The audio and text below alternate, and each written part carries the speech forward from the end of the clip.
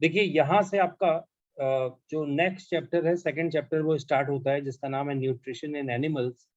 So you all must know that there are 5 steps in the nutrition. One one पहले तो ये सुन लीजिए nutrition किसको कहते हैं। जो फूड लेने की प्रोसेस को, हेटेरोट्रॉफिक ऑर्गेनिज्म जो डिपेंडेंट होते हैं दूसरों के ऊपर, उसको बोलते हैं heterotrophic mode of nutrition, in which they are of 3 types: herbivores, carnivores and omnivores. And I think ये तीनों के तीनों आपको पता ही होंगे कि those who just depend on the herbivores, जैसे कि जो मतलब प्लांट्स और इन बेस्ड प्रोडक्ट खाते हैं तो उनको कहेंगे कार्निवोर्स, जो एनिमल्स को खाते हैं, ओमनिवोर्स जो दोनों को, है ना। तो ये बात आपको पता चल गई, इसका बस आपको नोट्स बनाते जाना है और मैं ये गूगल क्लासरूम में बाद में अपलोड कर दूंगा, चिंता मत करिए। इसके बाद जो है अगला टॉपिक है 5 स्टेप्स। There are 5 steps. ध्यान से सुनिए आप सब लोग, एकदम ध्यान से सुनिए, कोई भी इधर उधर नहीं देखेगा, बिल्कुल ध्यान इधर ही लगाइए। इंजेशन मीन्स फूड को इनटेक करना।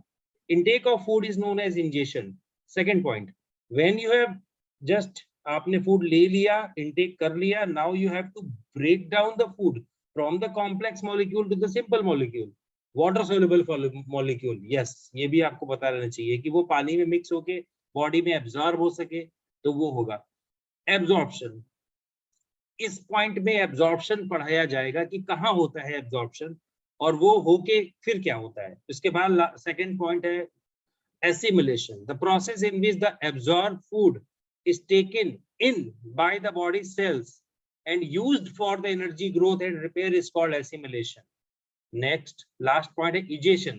इजेशन में वेस्ट प्रोडक्ट को बाहर निकालेंगे।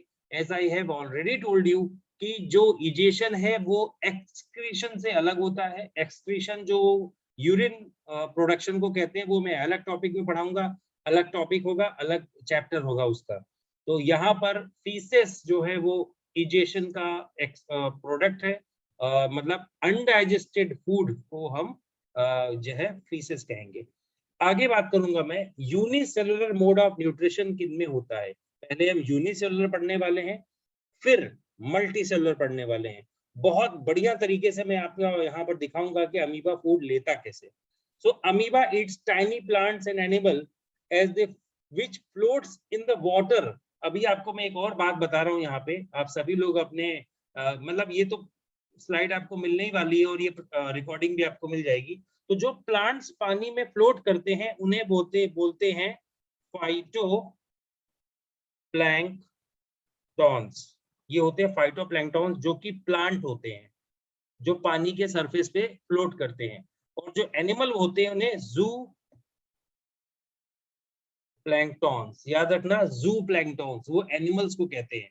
फाइटोप्लैंक्टॉन्स यानी जो छोटे छोटे नन्हे मुन्ने से प्लांट्स होते हैं, वाटर सरफेस पे फ्लोट करते हैं, उन्हें फाइटोप्लैंक्टॉन्स। और जो नन्हे मुन्ने से छोटे छोटे से एनिमल जैसे अमीबा, या हाँ ये भी याद रखना, अमीबा पैरामीशियम को खा लेता है, याद रखना इस बात को, तो उन्हें हम जू प्लैंक्टॉन्स कहते हैं।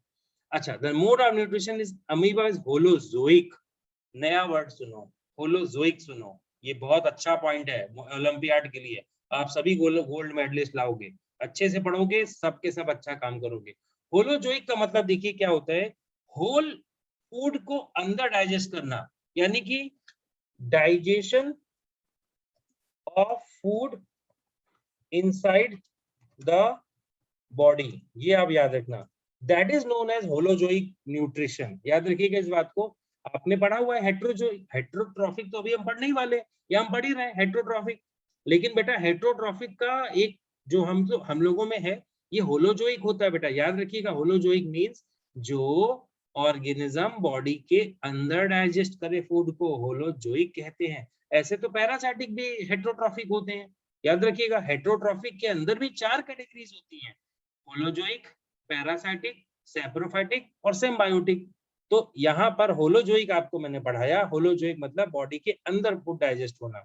ओके, अब मैं आगे बढ़ता हूँ। The process of obtaining food by amoeba is called phagocytosis. एक नाम इसका फैगोसाइटोसिस है, दूसरा नाम इसका इंडोसाइटोसिस भी कह सकते हो आप इसको, इंडोसाइटोसिस। मैं यहाँ पर लिख दे रहा हूँ, इंडोसाइटोसिस।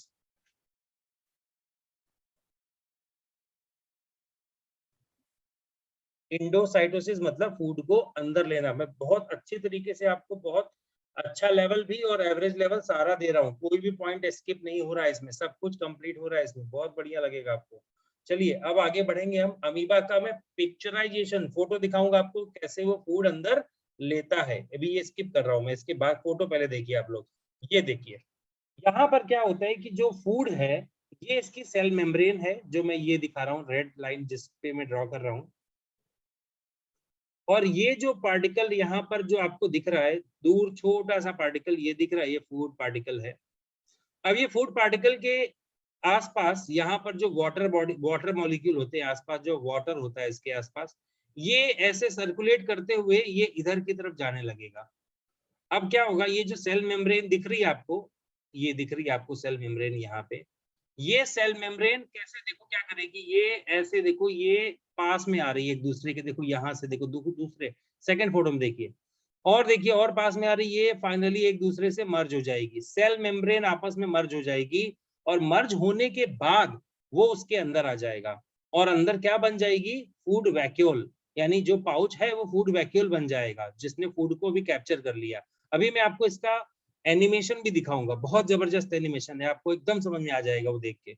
ये अंदर आया, अंदर गया, यहाँ पर इसका हो रहा है क्या, अब डाइजेशन हो रहा है यहाँ पे, देखो यहाँ पर देखो ये पहले फूड यहाँ इंजेक्शन किया गया इस पॉइंट पे, अब हो रहा है यहाँ पे देखो ये डाइजेशन हो रहा है, देखो यहाँ पे डाइजेशन हो रहा है इतने दोनों पॉइंट में यहाँ पे।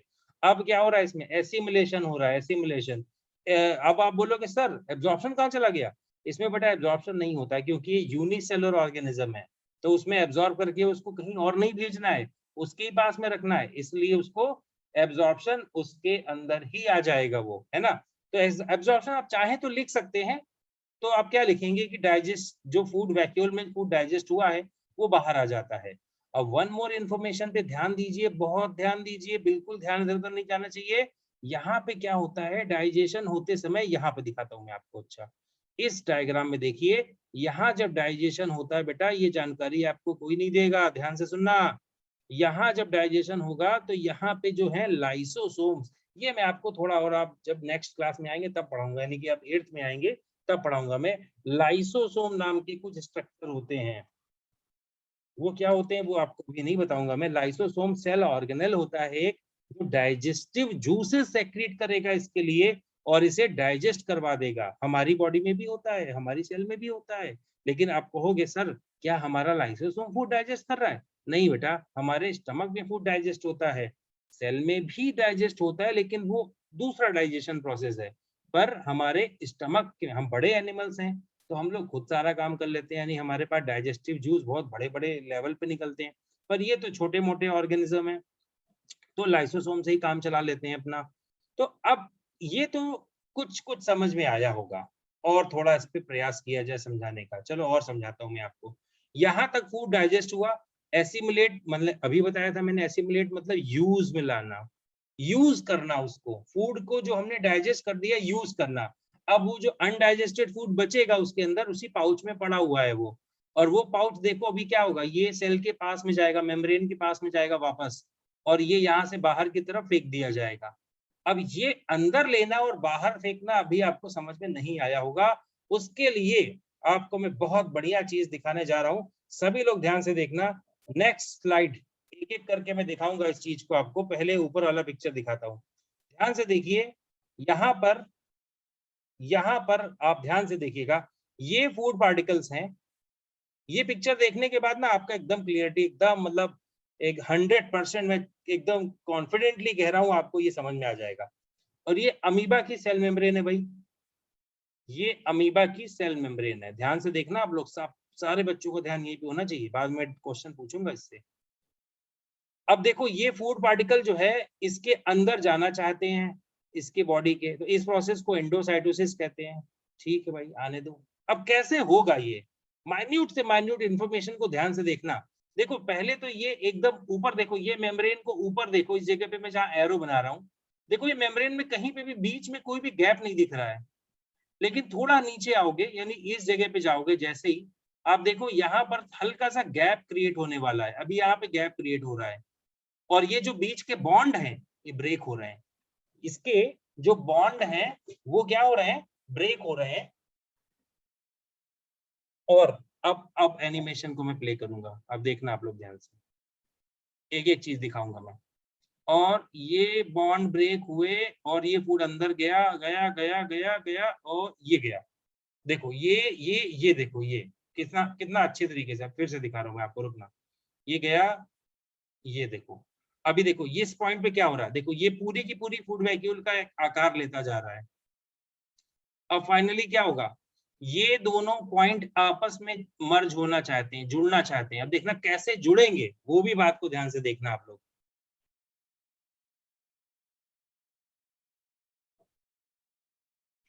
देखना, गए गए गए, बॉन्ड ब्रेक हुआ और ये देखो, ये देखो, ये एक दूसरे से यहाँ पे मर्ज होना चालू हो गया। और फिर से देखना, फिर से ध्यान देना, ये जा रहा है जा रहा है जा रहा है और ये बॉन्ड ब्रेक हुआ और लाइन कंटिन्यूस हो गई और ये अंदर चला गया। ये एक फूड वैक्यूल प्रिपेयर हो गई। आपको यहाँ तक आराम से समझ में आ गया होगा, फूड अंदर आ चुका है। अब इसके चारों तरफ, अभी मैंने आपको बताया था, अब इसका डाइजेशन होगा, यहाँ लाइसोसोम्स इसको घेर लेंगे चारों तरफ से और अपना जूस अंदर गिराएंगे, डाइजेस्टिव जूस अंदर गिराएंगे। और जब डाइजेस्टिव जूस डाइजेस्ट कर लेगा, तब इसके अंदर से जो डाइजेस्टेड फूड है वो बाहर निकाल लेंगे, इसके अंदर से, यहाँ से फूड डाइजेस्ट करके बाहर निकाल लेंगे, तो अंदर क्या रह जाएगा, वेस्ट रह जाएगा, पूरा का पूरा वेस्ट बचेगा इसके अंदर। फिर क्या होगा, अब इस फूड को बाहर निकालना है, तो ये इसी तरीके से ये सेल मेम्ब्रेन के पास में आके यहाँ से बाहर निकलेगा। वो नीचे वाला पिक्चर में दिखा रहा हूँ, ध्यान से देखिएगा आप लोग। ये देखिए, ये फिर आप ध्यान से देखिएगा, गया, मेम्ब्रेन मर्ज हुई, ओपन हुआ, फूड बाहर निकल गया और मेम्ब्रेन कंटिन्यू हो गई। देखो देखो देखो, ध्यान से देखो, वाह, ये मर्ज हुआ, देखो वो वैक्यूल उसी में मिल गई, जैसे वैक्यूल बनी थी वैसे ही वैक्यूल खत्म हो गई। इसको एक्सोसाइटोसिस कहेंगे, सेल से फूड को बाहर निकाल दिया गया। ओके, बहुत बहुत ही बढ़िया, बहुत वेल एक्सप्लेन्ड डायग्राम है ये मुझे पूरी उम्मीद है कि आपको ये समझ में आ गया होगा। तो अब आपको मैं इसके कंटेंट के बारे में दिखा रहा हूँ, कंटेंट क्या लिखा होगा इसके अंदर। ये कंटेंट आपको लिखना पड़ेगा बेटा। Ingestion, amoeba ingest food by the forming temporary finger-like projection called pseudopodia. वही जो folding कर रहा था उसको pseudopodia कहेंगे। The food is engulfed with a little circumventing water. Circumventing मतलब क्या होता है, अभी मैंने आपको नाम लिया था कि थोड़ा सा पानी और फूड साथ साथ अंदर आता है, उसको सर्कमवेंटिंग वाटर कहते हैं, या अलाइनमेंट वैक्यूल यानी टेम्पररी स्टमक, उसके वो वैक्यूल को ही टेम्पररी स्टमक कहेंगे। उसके बाद digestion, in amoeba food is digested in the food vacuole by the digestive enzyme surrounded by the lysosome. अभी मैंने आपको बताया था, याद करिए, लाइसोसोम कवर कर लेंगे चारों तरफ से उसको और डाइजेस्ट करने में हेल्प करेंगे, which break down the food into small and soluble molecule by the chemical reactions. Absorption, the digested simple and soluble substance pass out the food vacuole into the circumventing environment. अब ये क्या चीज होती है, circumventing मतलब जो cell के अंदर का जो environment है। याद रखो, अमीबा भी तो एक सेल है, ये अमीबा है मान लो, इसके अंदर भी तो चीजें रोटेट कर रही हैं, इसके अंदर भी रोटेशन हो रहा है, साइटोप्लाज्मिक रोटेशन बेटा, इसको साइटोप्लाज्मिक रोटेशन कहते हैं। जो साइटोप्लाज्म, सेल के अंदर का लिक्विड साइटोप्लाज्म कहते हैं, तो इसको सर्कमवेंटिंग इन्वायरमेंट कहेंगे। पूरा मैं एक्सप्लेन कर रहा हूँ, एक एक वर्ड एक्सप्लेन कर रहा हूँ, कोई भी दिक्कत नहीं होगी आपको। एसिमिलेशन जो यूज करेंगे हम किस चीज के लिए, यहाँ पर हम उसको यूज करेंगे एनर्जी के लिए, है ना, रेस्पिरेशन से या बहुत सारी चीजों से। और उसके बाद लास्ट प्रोसेस हम उसको बाहर निकाल देंगे। यहाँ पर क्या करेंगे, material is presented to the surface of the cell by the throne of the body of the amoeba.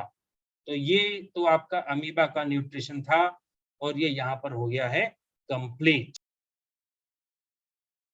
देखिए, ह्यूमन न्यूट्रिशन जो है अपना अभी मेन टॉपिक अब स्टार्ट होगा इस चैप्टर का। ह्यूमन न्यूट्रिशन में सबसे मोस्ट इम्पॉर्टेंट टॉपिक है कैसे हम फूड लेते हैं, डाइजेस्ट करते हैं, वही 5 प्रोसेस आएंगी इसके अंदर भी। तो मैं इसका ओवरव्यू दे रहा हूँ आपको अभी, पहले ओवरव्यू, डिटेल में हम उसके बाद पढ़ेंगे एक एक करके। ओवरव्यू ये है कि एलिमेंट्री कैनाल जो है ह्यूमन की, वो 6 to 9 मीटर लॉन्ग होती है, 6 to 9 मीटर लॉन्ग, ये आप याद रखना। 10 to 12 फीट उससे भी ज्यादा बड़ी होती है वो। द फूड इंटर, जब फूड अंदर आता है, तो डाइजेस्टिव सिस्टम में आता है, जहां से माउथ में से पास होके वो ईसोफेगस में जाता है, स्टमक में जाता है, स्मॉल इंटेस्टाइन में, लार्ज इंटेस्टाइन में, और रेक्टम और एनस से होते हुए अनडाइजेस्टेड फूड बाहर निकल जाता है। इसमें कुछ सपोर्टिव ऑर्गन्स भी होते हैं, जैसे liver, other organ such as liver further aid in the breakdown of food, absorption of nutrition जो है वो स्मॉल इंटेस्टाइन वगैरह वो सब होता है, वो मैं आपको नेक्स्ट स्लाइड में दिखा रहा हूँ। जो एक ओवरव्यू की जो फोटो है वो ध्यान से देखिएगा। यहाँ पर आपको मैं कुछ तीन टाइप से तीन टॉपिक्स को सब डिवाइड कर दिया इसमें। तीन टॉपिक में कैसे कैसे डिवाइड करूंगा मैं, जो इसमें पहला टॉपिक पढ़ाऊंगा मैं आपको इसमें, वो पढ़ाऊंगा ऑर्गन्स के बारे में पहले, ये आप याद रखना। ऑर्गन्स मैं पहले सारे ऑर्गन पढ़ा दूंगा, जितने भी ऑर्गन है वो पढ़ा दूंगा आपको। उसके बाद पढ़ाऊंगा मैं आपको ग्लैंड्स। उसके बाद लास्ट में पढ़ाऊंगा इन सबको मर्ज करके एक साथ, उसको कहेंगे हम लोग क्या, केमिकल डाइजेशन। तो वो पूरा का पूरा कंप्लीट पैकेज होगा जिसमें ऑर्गन और ग्लैंड्स का काम होता है, वो सब सिखा दिया जाएगा एक साथ लास्ट में केमिकल डाइजेशन के थ्रू में। तो हम इस तरीके से इस टॉपिक को पढ़ने वाले हैं। चलिए ओवरव्यू में थोड़ा और पढ़ा जाए। माउथ से हम स्टार्ट करेंगे, माउथ से डाइजेशन स्टार्ट होता है, फूड यहाँ से अंदर आता है, इसको ओरल कैविटी भी कहते हैं। इसके अंदर टंग होता है, टंग होती है, टीथ होते हैं और सलाइवरी ग्लैंड्स होती हैं। ठीक, इसके बाद एक कॉमन पैसेज आता है, यहाँ पे इसको फेरिंग्स कहते हैं। ये रहा कॉमन पैसेज, एक एंट्री पैसेज है जहां से फूड और एयर दोनों एक साथ अंदर आते हैं। मैं आपको आगे और पढ़ाने वाला हूँ, आप चिंता मत करिए, एक एक टॉपिक पढ़ाने वाला हूँ।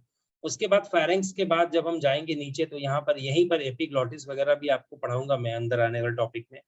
फिर आएगा आपका ईसोफेगस, फूड पाइप, फिर आएगा स्टमक, फिर आएगा small intestine, large intestine, liver, gall bladder, pancreas, spleen. बहुत ही मोस्ट इंपॉर्टेंट ऑर्गन है, पर डाइजेशन के लिए तो नहीं है, लेकिन हाँ स्प्लीन आपको दूसरे चैप्टर में पढ़ाऊंगा मैं, ट्रांसपोर्टेशन वाले में। डाइजेशन में इसका रोल ज्यादा नहीं है, या है ही नहीं इसका रोल। इसके बाद लार्ज इंटेस्टाइन के ये कुछ इतने सारे पार्ट होते हैं यहाँ तक, इसमें जिसमें कोलोन के 3 पार्ट होते हैं। डायग्राम याद रखिएगा, मैं इनके बारे में तो नहीं पढ़ाऊंगा आपको आगे, और डायग्राम याद रखिएगा कि जैसे लार्ज इंटेस्टाइन का, अगर हम यहाँ से लार्ज इंटेस्टाइन की बात करेंगे तो ऊपर जो पार्ट जाता है उसको असेंडिंग कोलोन, देखो यहाँ पे देखो ध्यान से लिखा हुआ है असेंडिंग कोलोन। जो ऐसे सामने सामने जाती है इसको ट्रांसवर्स कोलोन, और जो नीचे जाती है इसको डिसेंडिंग कोलोन। उसी तरीके से स्मॉल इंटेस्टाइन के भी 3 पार्ट होते हैं। पहले पार्ट को बोलते हैं हम लोग जेजुनम, जो कि ये पार्ट दिखाया जा रहा है। फिर बोलते हैं डुओडेनम, पहले पार्ट को डुओडेनम, दूसरे पार्ट को जेजुनम, और तीसरे और सबसे लंबे पार्ट को इलियम। और सबसे इलियम जहां स्मॉल इंटेस्टाइन खत्म होती है, लार्ज इंटेस्टाइन स्टार्ट होती है, वहां पर एक पोर्शन होता है, उसको बोलते हैं अपेंडिक्स। ये वेस्टिजियल ऑर्गन है, ये बहुत बार पूछा जाता है एग्जाम में, बहुत ज्यादा बार, कई बार ओलंपियाड एग्जाम में ये बार बार आया है कि अपेंडिक्स क्या है, अपेंडिक्स का रोल क्या है। अपेंडिक्स का रोल तो अब नहीं रहा हमारे लिए कुछ भी, क्योंकि ये पहले था जो हम सेल्यूलोज वाला फूड खाते थे। सेल्यूलोज क्या होता है, अब ये सुनो। जब हम कच्चा खाना खाते हैं, कच्चा, जैसे हम लोग रॉ फूड खा लें, तो हमारे जैसे हम पत्ते खा लें या ये सब खा लें, तो वो सब जो है रॉ फूड कहलाएगा, और उसकी ऊपर होती है सेल वॉल। तो अगर हम डाइजेस्ट कर लेंगे तब तो ठीक है, पर हम कर ही नहीं पाते डाइजेस्ट, तो वो ऐसे ही बाहर निकल जाता है। मतलब जैसे हम खाते हैं वो वैसे ही बाहर निकल जाता है रफेज बन के। तो आप कहोगे सर हम तो सैलिड खाते हैं, हम तो जूस भी पीते हैं, हम तो बहुत सारी ऐसी चीजें हैं जो कच्चा खा लेते हैं, तो क्या ये अपेंडिक्स काम नहीं करता है? नहीं करता उसके लिए काम, वो उसको वैसे ही बाहर निकाल देता है। हाँ, लेकिन जो जानवर हैं जो घास वगैरह खाते हैं, उनके बॉडी में सेलुलोज डाइजेशन के लिए ये होता है, और उनके लिए अपेंडिक्स तो नहीं होता, उनके में और चीज होती है। पर पहले हम लोग खाते थे अपेंडिक्स, मतलब जो कच्चा खाना खाते थे, तब हमारे पास अपेंडिक्स का काम था सेलुलोज डाइजेस्ट करना। क्या डाइजेस्ट करना भैया? सेल्यूलोज। सेलुलोज क्या होता है? Cell wall, plant cell wall.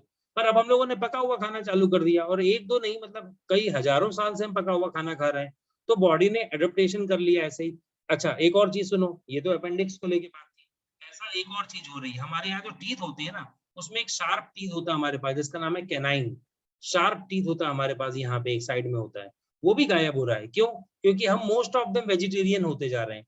तो अब हमको जरूरत नहीं है कि हम टीयर करें फ्लैश को। तो पहले के लोग क्या करते थे, टीयरिंग के लिए ऐसे पकड़ के खाने चबाने के लिए ऐसे करके करते थे, तो इसलिए वो ज्यादा शार्प होता था। बट अब ड्यू टू द कई जनरेशन से लोग लगातार हर मतलब कि हर्ब्स या वेजिटेबल्स खा रहे हैं, तो अभी वो क्या हो गए हैं, हर्बीवोरस हो गए टोटली, और अब उन्हें जरूरत नहीं है इस कैनाइंस की। तो ये ओवरव्यू था बेटा। अभी तक जो मैं आपको बता रहा हूँ ओवरव्यू है। मैं आपको दिखा रहा हूँ, पर वो मैं आपको नेक्स्ट क्लास में पढ़ाऊंगा। ये सब माउथ आएगा, फिर उसके बाद टीथ आएंगे, डेंटल फॉर्मूला भी मैं आपको पढ़ाऊंगा, टीथ का डायग्राम भी पढ़ाऊंगा, टंग पढ़ाऊंगा, फेरिंग्स बताऊंगा, एपिग्लॉटिस बताऊंगा। अभी मैं आपको बोल रहा था ना, एपिग्लॉटिस देखो कैसे खाने को नीचे जाने के समय पे कैसे कंट्रोल करता है। बहुत बढ़िया है ये, बहुत बढ़िया सिस्टम है ये, सब आपको समझाऊंगा मैं। इसके बाद ईसोफेगस आएगा, फिर स्टमक आएगा, फिर स्मॉल इंटेस्टाइन आएगा, फिर ये लार्ज इंटेस्टाइन। ये एनिमेशन देखो जबरदस्त, फूड कैसे एब्जॉर्ब हो रहा बॉडी के अंदर, वो भी दिखाऊंगा आपको मैं। तो ये सब बहुत बढ़िया टॉपिक, आपको बहुत मजा आने वाली है आने वाले क्लास में। तो आप लोग बिल्कुल तैयार रहिए, और बस कुछ भी दिक्कत लगे आप डायरेक्ट मुझे बात करिए, मुझे कॉल करिए, मैसेज करिए, और कम्युनिकेशन बढ़ाइए, और सबको गोल्ड मेडल दिलाएंगे बायोलॉजी में, अच्छा करेंगे। वेरी गुड, बहुत बढ़िया।